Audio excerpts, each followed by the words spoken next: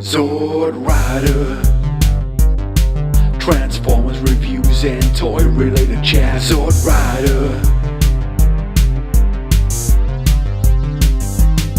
Sword Rider. Hi everyone, it's Sword Rider here, and as it's Christmas, I thought I'd film a video next to the Christmas tree. I'm here to talk about a toy I picked up quite recently. I found it in Smith's, and it is of course the latest Transformers line, Transformers Siege. Now I picked up Megatron. My old dear, my mother was with me and she picked me up Optimus for Christmas, which was really kind of her. But Megatron was one of the couple of figures I was really excited about, so I thought I'd do a little review of him for you. So, let's start off with the box. I really like these Siege boxes. Got some lovely, very G1 like Megatron artwork there. Some more Siege artwork here with Chromia and what looks like Red Alert and Sideswipe. Decepticon logo here. And that's about it really for the packaging. Cool packaging, quite like it. And Megs is of course a Voyager figure. So, let's get into Megatron, shall we? Nothing more festive by the Christmas tree than an evil Doom tank. This is of course Megatron in his alt mode.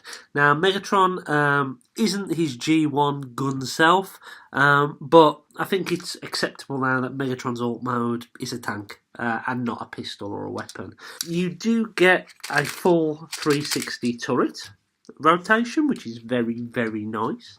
You do get some of this Siege paintwork, which is essentially just dry brushing. I'll try and get a little bit of light on it for you. You can see it here, and also on the top of Megatron here, which is okay. You either love it or you hate it, and I think it works okay on Megatron. I've seen better paint jobs, to be honest with you, but I don't mind it too much. I think it's nice that they've done something a little bit different with this line, and you know what? We moan about not having enough paint, and then when we get paint, we moan about the style of it. So, you know, I'm just going to let it go. It's part of the line. It's something different. I'm happy with it.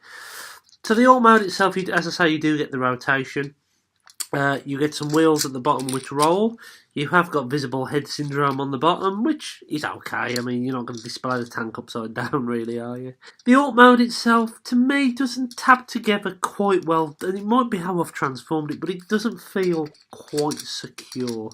It's not annoying or anything like that, because you know what, it rolls and the bits that move are meant to move and all that, but it's just something to be aware of, that it doesn't feel as solid as, for example, Skytread. You've also got Megatron's feet here chilling at the back, which are pretty obvious. And I'll get to this in robot mode, that my ankle rockers are a little bit loose. One's really tight and the other one's really quite loose.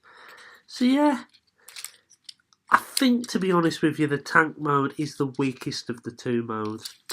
You can also, if you wish, remove his cannon, and you can display him with the sword detailing on top, which looks okay. It looks a little bit more Cybertronian, I guess, which I think that works. It's okay. It's options for you. Or alternatively, you can untab that altogether and have more of a short cannon stump. That works as well. It does work. This is of course his fusion cannon in robot mode. So yeah, I mean, my main gripes with this mode is the visible feet at the back and the fact that this doesn't tab in properly, and I can't see any way to actually do that. Now I mentioned this piece of the cannon, and some people will hate this. It is actually a parts forming piece to make a sword for Megatron. Now I know some people are going to hate that because these are the things that get lost, the accessories, but you know what? I think it works. I think it's quite cool. Here is Megatron in his robot mode, and in my opinion, it is the best G1 looking toy Megatron we have had from a main line. Apart from a masterpiece, but as I say, main toy release, it's the best. But by a fair distance. I thought the Combiner Wars Megatron was really good. I thought the Titans Return Megatron was really good. This knocks it for fits. It really does. And some third-party company or knockoff company are going to have a field day making this into a larger, more detailed figure. You can see some of this dry brushing silver paint all over his body that some people are really hating on. I don't mind it, I really don't. I think it's just a nice little touch. Yes, it's not done professionally, it's machine done or tapographed on, but I'm fine with that, it's cool. He has a lovely, lovely head sculpt, and his head can't do a full 360.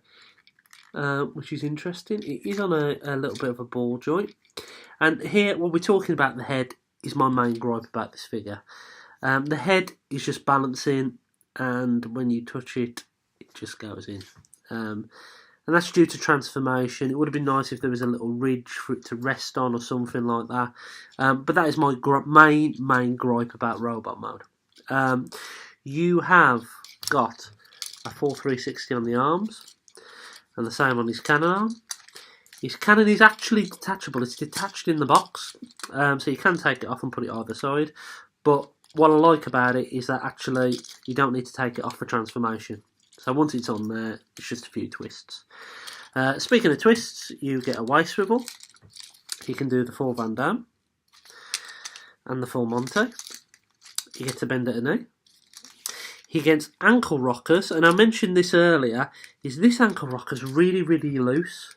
Well, not really loose, but it doesn't have a ratchet in, whereas this one has a ratchet in. So I don't know if mine has a slight fault on there. I don't know if it's like that on everyone. You do also get a swivel at the elbow, and you only get inward movement on the arm, on the wrists. As I say, paint really nice, head sculpt really nice. That's his back, so we've got a bit of a back kibble going on here for the tank tracks. I am fine with that. And he has his sword as well. So he can hold his sword here, like so, and you can get him posed up if you wish, holding that sword or even behind his head like that. You can store it on the back as well. There's ports all over this guy, so you can store it on the back if you want that look. You can store it on there if you want that look. You can attach it to the end of a cannon to make like a super light lance. You can attach it to his leg. You can drop him on the floor. You can even attach it to his arm like that. He's a cool figure. Compared to some of the Power of the Primes figures, compared to some of the movie figures we've had recently, this guy is fantastic. Yes, his alt mode suffers a little bit, and there are some slight tabbing issues and a bit of QC. I think it's going to be a good line. I'm really, really excited about it, and I think Megatron here is one of the best of Wave 1. As I say, I've only got Skytread. He's the only one I've played with so far, but Megs here is a great, great toy, and for less than 25 quid. Yes, there's some flaws, but you know what? It's a gorgeous, gorgeous sculpt. So what do you think? Are you going to be getting this Megatron? What do you think the best mainline Megatron is? This guy's got my vote. What's yours? Hope you've enjoyed this little video. Have a very Merry Christmas, and I'll catch you again soon.